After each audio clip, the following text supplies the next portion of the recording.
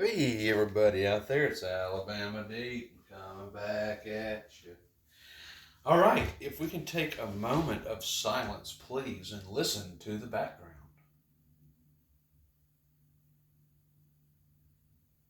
As you hear absolutely nothing, yes, the villainous smoke detector has been silenced.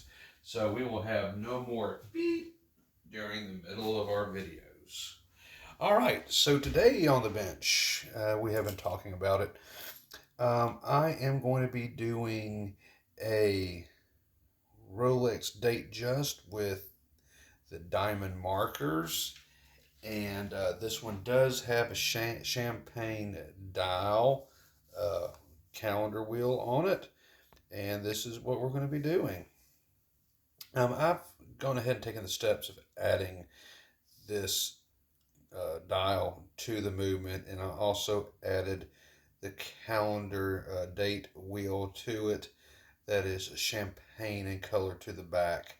That's going to be a little bit different. Everything else is pretty much going to remain the same. I do have my Rolex case. It is sitting here, and we are getting ready to put this together. This is one of the ones that I've been thinking about for a while, and the opportunity came along on eBay. I was able to pick this dial up for less than $200. It is, in fact, genuine. The main reason I was able to get this at such a value is that the people that are selling it, which is a jeweler in California, and quite famous at that. I'm not going to mention who they are, but I was told who did the restoration on the dial. And I know whenever you do get a redial, that will drop the value a lot. So I was able to get this. It does have genuine Rolex diamonds in it. The cornet, of course, is real, and the dial has been refinished by a expert in that field. So this isn't something that Alabama Deep just spray painted and put some print on. This is something that came from an actual jeweler who is well known in California around the Beverly Hills area. We won't mention names. I was asked not to, so I won't. They don't want to be affiliated with Rolex and their very, very high standards of replacement parts to them not being made by them, which is their right. But going on with how I feel about things, and I totally agree with that, with Rolex, it says, but once you, and with any copyright, once you buy that watch, it is your watch, and you can do to it whatever you want to do. And that's exactly what I am doing with this. Is that I bought the dial, though genuine and redialed by a very good redialer for that area that handles and matters like this, among other jewelry. Um, it has lost half its value because it was not done at the factory. It was not done at Rolex SA. It was redone because of damage, and that's just fine with me because everything on this looks pretty much fine. I don't see an issue with it. You take a look at it and you tell me what you think. Is that a good redial? Study it really close. I think it is fine, but then again, I'm not particularly too picky on things. Now, of course, I am just in some degree with certain things. Like if I was to get a Rolex stainless steel case and there were big chunks missing out of it and it's going to need laser welding on it, I would not be buying that case because I can't do laser welding. But if I get a case that's in decent enough shape, I will clean it, polish it slightly, or leave in original condition, and then go on from there with the restoration of that watch the best that I can with what I have. And this is going to be just fine for me. Not particularly really in a big hurry. And to me, any authentic parts I do have, then that's going to just keep the value of the timepiece I'm putting together despite anything that's not original, aftermarket, or even cloned. If the whole movement is even cloned, then I mean, of course it will have no value, but the rest of the watch does have value in its parts alone. And I know that the case that I have bought, that was around $300. Um, Ultimately, it can be resold for that or even a little bit more in the future as time goes on.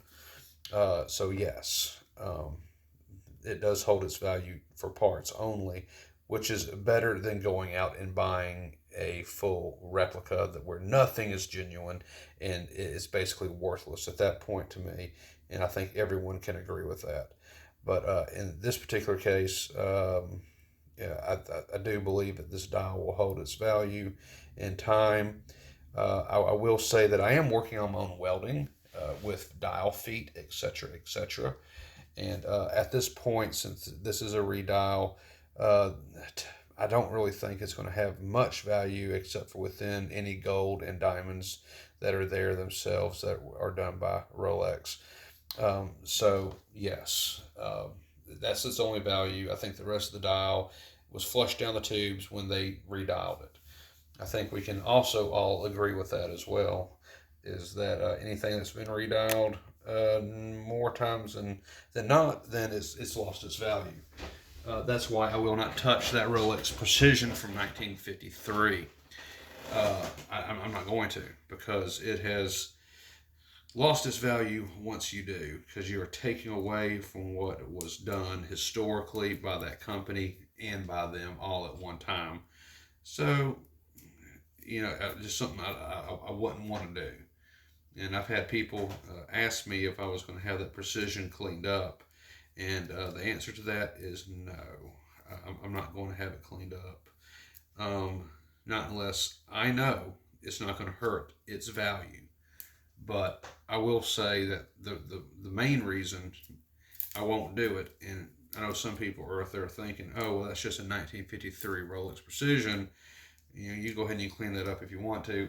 No, I can't, because the dial that is on it, and I think I had asked anyone if they wanted to, they could go ahead and they could Google that, and y'all are more than welcome to Google it too. It's a 1953 Rolex Precision, reference number 6222, and once you do, you can look at that case and see if it's online anywhere. I have not seen that. I have not seen that dial. I have not seen that dial anywhere. I think I've seen two only in the last couple of years. One was a YouTube video, and it was a different year, by the way. It was a 54. And the other one was just not even a real Rolex picture taken of Rolex. It was something that was, created. And that was like some auction many years ago. I don't know how far back it goes, but it's not actually a real picture. So if you really want to get technical, I've only seen one video in a couple years of anything with that same dial, and it was from 54, not 53, as I know it. I'll show it to you again real quick for those that just wanted to see it. There it is in all its glory. Something I will not be changing on it at all. Get a little bit closer. You can see Rolex Precision. This is 53. It does have the crown on it, and I'm sure it needs a little touching up, but I'm not going to at all. I think that's going to hurt its value. And I had somebody from an AD, because there's quite a few of you out there that I talk to, and you all are very nice people, and you help me out with advice and sometimes parts and everything else, which I know you're not supposed to do, but thank you anyway.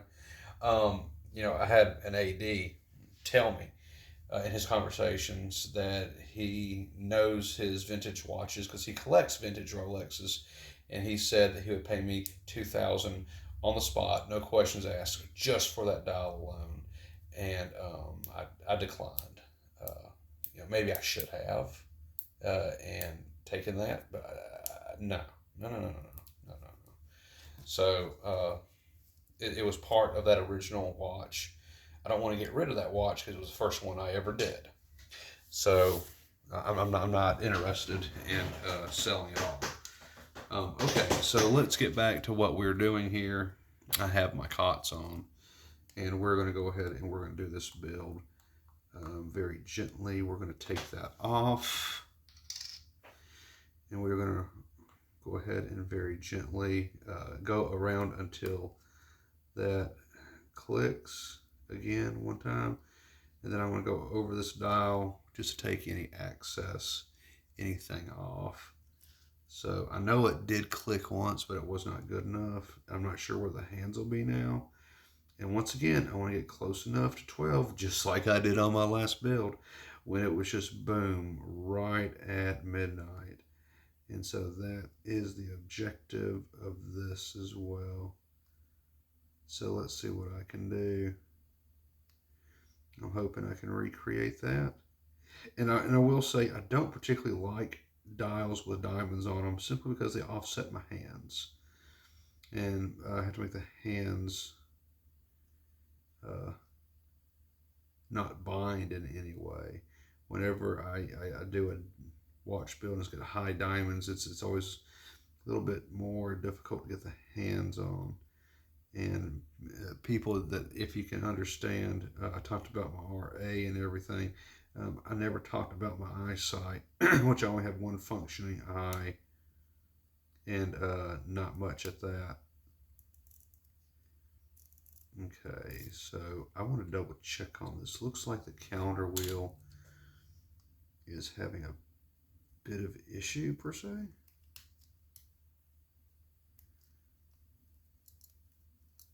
Oh yes. I do find that to be troublesome. Let's take that off just for a minute. I don't understand. Oh, there it is. It's coming off again. What is it about that? I can't ever get that on there. I mean, I can't.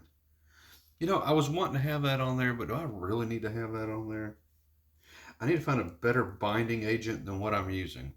Okay, so I don't seem to have a proper glue for this. I thought I did, folks. I mean, I really did, but I don't. So, okay.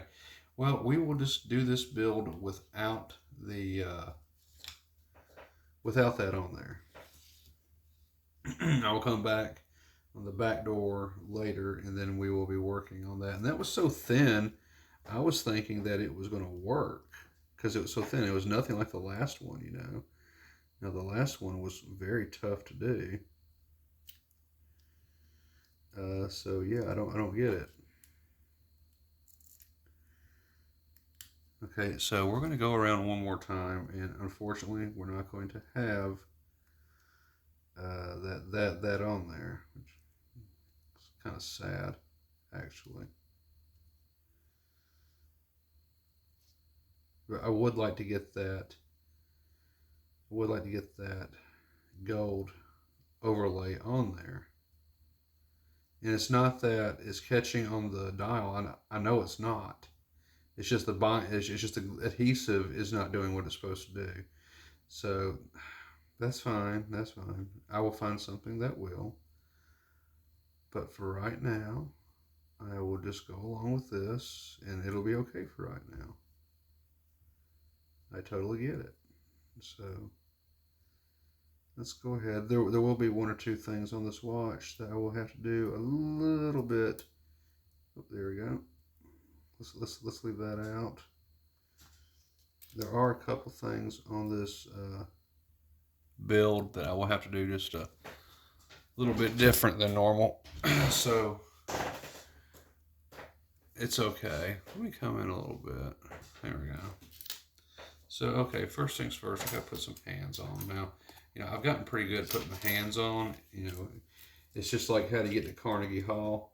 Practice, practice, practice. So, that's what I'll do. And I am getting a lot better on that. You know, when you're first starting out in this hobby, you know, you're really doing it because you enjoy it. You're not doing it because, you know, hey, I'm Mr. Big shot Rolex watchmaker guy or anything. You're doing it because you enjoy it. And you're doing it because you enjoy the brand.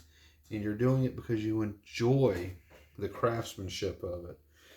And you know, you're trying to restore what was done to this dial so many years ago, and what's been done to it recently. You know, you're not doing it just to show off or anything. You're doing it because you want to restore it, and you want to preserve it, and you know, you want to put it together.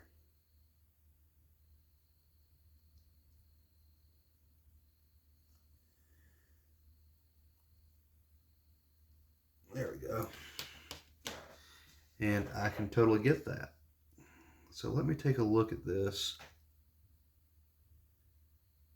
Hands are standing up about a millimeter, 2 millimeters off the dial, which is exactly what I wanted to do. I don't want the hands to be binding at all in any way. It's a pity that that adhesive didn't work, though. I mean, I was kind of disappointed in that, but I mean, I understand. There's probably a better type of adhesive out there anyway. And I will find what that is and I will apply it. Let me see if I can get this without scratching anything up.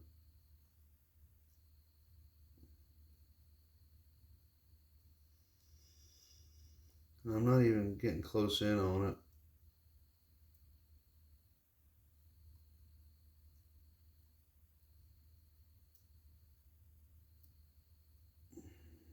There we go. I got that on there with no prob. So let me see if I can very gently.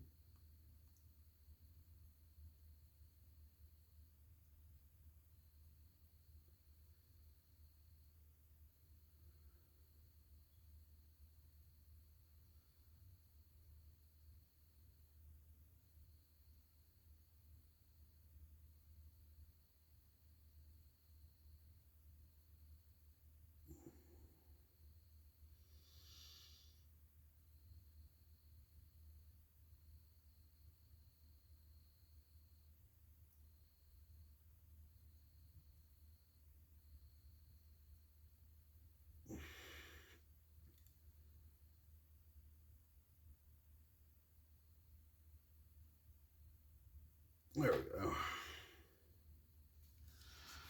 That's a little cockeyed, but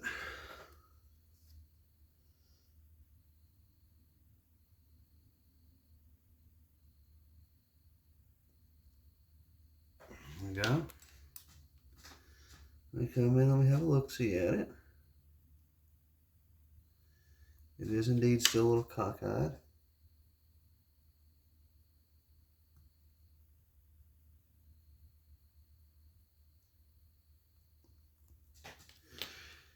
And I do not like that at all. I'm going to try to bring that down a little bit.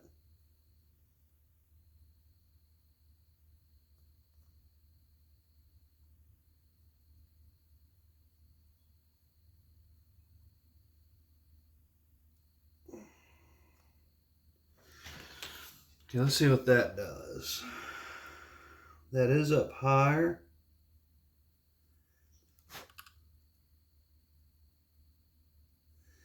Now that's perfectly okay if it's up a little high, but I don't like it too damn high now. And I'm barely putting any pressure on it. There we go. That might be a little bit better. You know, let's see. I know each diamond doesn't always sit the same. And see how that's kind of going back? It'll clear here. It'll clear there. Okay, so far so good. Don't have an issue with that. As long as it'll all clear, I'm perfectly fine with it. Now let me keep spinning around. I want to see what's going to happen. And by the way, the silver hands, I have seen plenty Rolex advertisements from latter years where they use silver on gold, just like this, which is why I'm doing it. I think it's a nice little trend they should bring back. You have gold on gold. Oh, that can be super boring, but hey, you know, if you got a two-tone watch, got a gold or gilded dial, why not use silver hands? Toss it up a little bit. That seemed very interesting to me. And ultimately why I decided to do this. I could have waited on gold to come in, but I decided to use silver. I think silver is really kind of cool using on a watch. Yeah. Okay, let's keep going around. This is one of those times where I'm afraid I'm not going to hit it on the mark and it's going to be a zillion times off and I have to do it all over again. I hope that's not the case.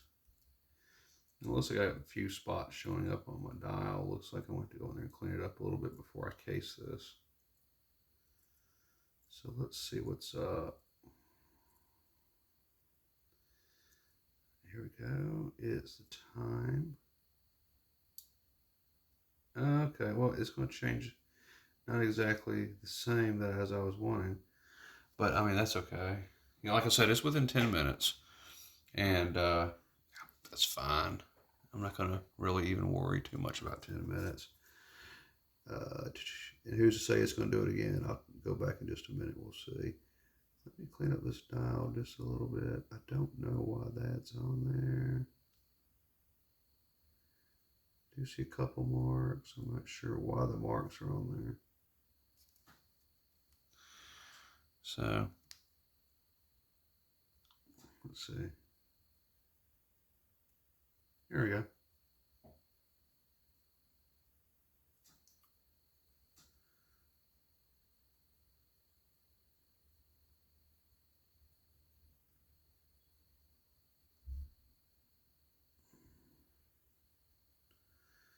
Someone said Rodico on a dial is not good, but they're kind of right on that. So Rodico can smear like it is right now. That can really kind of come into play on the watch in the future.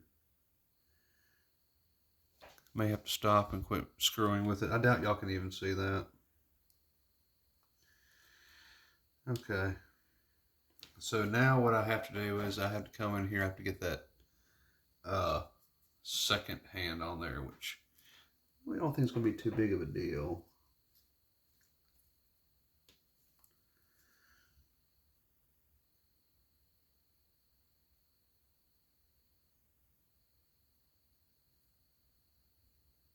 There we go. So I gotta move this chair back. I always get down on knee level, get myself level with the dial on my desk, because I want to make sure everything goes on the way it's supposed to. Can't really do that if I don't get down to eye level with this. And I got a little hook coming underneath this. I don't think I like that hook. That's a concern of mine. So, okay, that looks better. So we're getting real down close to it. Using my finger to kind of help.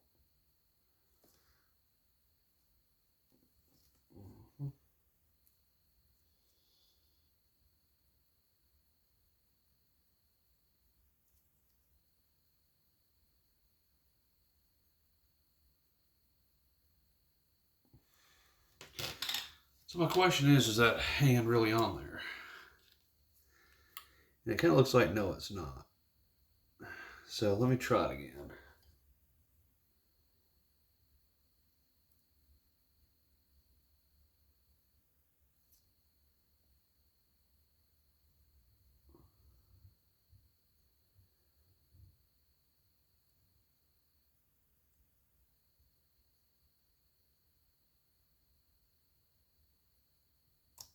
Ah, damn it.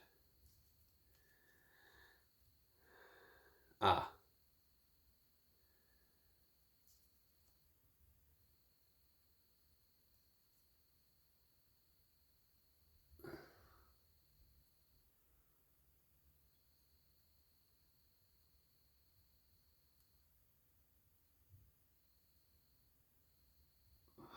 Nope.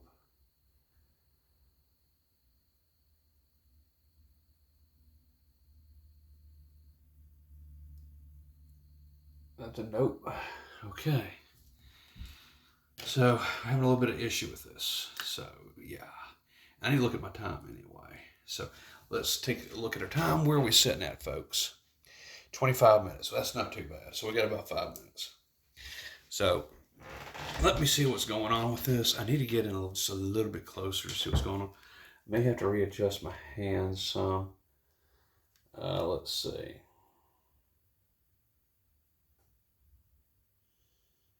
Yeah, I see that right there. So let me try to get a little bit closer on there.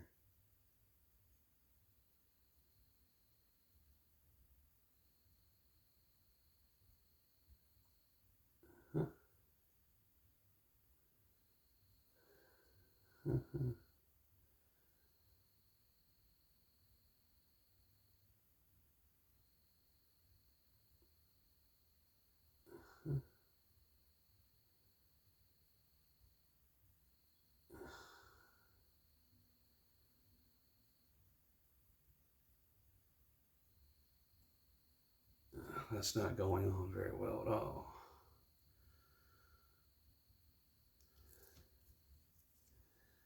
It wants to.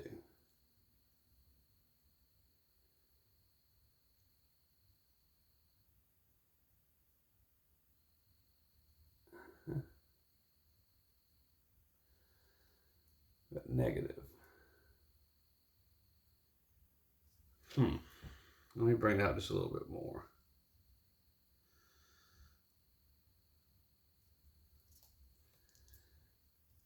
Let's see.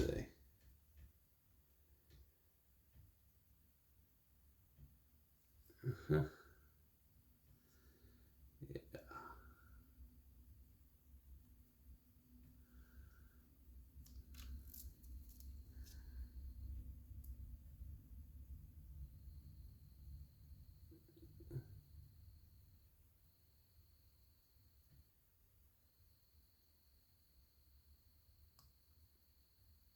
Doesn't look like that's doing it to me.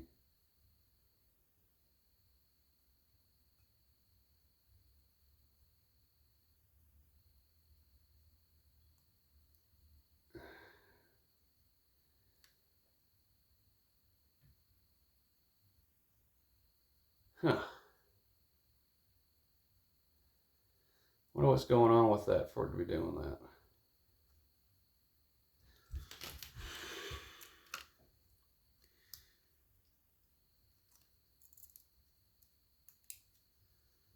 Oh, look at that. Okay, I don't like that at all. That's not even on there. Alright, so let me go ahead and rotate that little second hand off.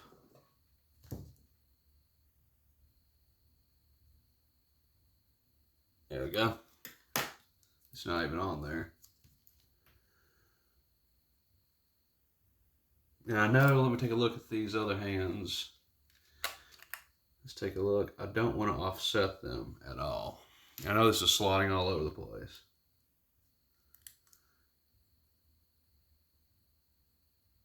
Still doing right there. So maybe I'll try to do the second hand off camera and try to do it under the microscope. Kind of looks like to me that this is just a little bit rather of a difficult one to see. It's blending in with that blue background, so I can't not see the stem all the way. I don't want to break that stem at all. So I think I'll probably do that under the microscope quite more than possibly. And that'll help us out a lot. I know we're getting close up on our 30 minutes, so we're going to have to break away for a minute. But before I do that, I want to just discuss a few things with people and just let them know that, hey, if you're into this this hobby, just to have fun with it and enjoy yourself. Ultimately, that's really what this is all about. It's not about how expensive the watch is or anything else. It's just about enjoying what you do and having fun with it. And I see so many Rolex videos out there because so many people think Rolex is cream of the crop. And, to me personally, it is. It is, absolutely. But at the same time, let's look at the real world outside of me, outside of Alabama Deep. And I know that Patek Philippe is better than Rolex. There's other watch companies out there that do things better than Rolex. Rolex, yes, Rolex is overrated. Absolutely, in the real world, it is. There's no doubt about that. And, Rolex just has really good marketing. Although they did do a lot of things first, they ultimately just have really good marketing. So for me, when you see these videos and I'm doing Rolex, it's not because I necessarily think that they're cream of the crop and they're the best of everybody, they're the best in the world, because I know that they're not. There's quite a few others out there that can far surpass anything that Rolex SA could ever do. But ultimately, for me, yeah, I just do it because I like the brand. I like what they do. I mean, there's not a doubt in my mind I like what they do. And, um, they were originally developed to be for people in rugged conditions and harsh environments, and to go in places that humans have a very hard time of going and being able to survive on somebody's wrist. And they bring in comfort and uh, other aspects to being human beings. And that's just what that company did. And there's other companies out there that make more extravagant watches for dress and for true watch snobs. For them, those that want to put some time and design and effort into it, which Rolex does, but there are others, like I said, that do it far superior. I'm having a pocket watch delivered with the movement on it, and the polishing job and the engraving is absolutely so gorgeous. And we don't know who made this pocket watch movement or dial, but it's so pretty that when it comes in, I'm going to turn it into a wristwatch. That's going to be an upcoming video. And it's just absolutely gorgeous what they did. And so many watches of that era and time, they put so much time into on the movement and on the outside of the case. And for me, that's what it is that I like so much about Rolex is just the art of it, and everything that they put into their designs and everything else. Even though I know others do it better, I just like what they do. So that's why I'm attracted to the Rolexes in pieces and parts, and building whole ones and things like that. Just simply because I like that brand. I like Bulova too. I have quite a amount of Bulovas that are very pretty. And watches that truly do take on that aspect of what Rolex does do. And to give you a very good example of that right now is that I have one that I must repair coming up pretty soon. We're going to be doing a video on it, and that is I have a Bulova Super Seville, and this is very Rolexish homage per se, but it is in all essence more or less a Tudor. Uh, it has ETA 2824. It is a day date. So it's a 2824 with a day and a date complication on it. So is it 2824? Is it 2837 or whatever they want to call it? I mean, that's fine, whatever. But that's not the only watch that Rolex does. I mean, that Bulova does. Bulova does a fantastic presidential, and this is a gold watch. It's gold filled, still holds that fill on there. And this in today's market is a $400 or $500 watch, but they do very well luxury, and look how slim that is. They also have art that's very Rolexish. So by far, there are a lot of great companies out there. And you saw my collection in a video the other night. I have a lot more than just Rolex. I have quite a few. And I've been getting people to ask me if I'll do some others. And I'm going to. Those are coming up. I'm going to start looking and start buying and see what I can do. But for the main part, I just like this brand. I really do. Its looks, how it wears, and what they do with the dial, I just really like. So ultimately, that's just it. We'll get back into another discussion when we get back. I'm cutting it for right now, and then we are going to go ahead and finish this one up and see if we can get it cased and hopefully get it on my wrist tonight. So we'll be right back after this loads. I'll see you all in a bit. Bye bye.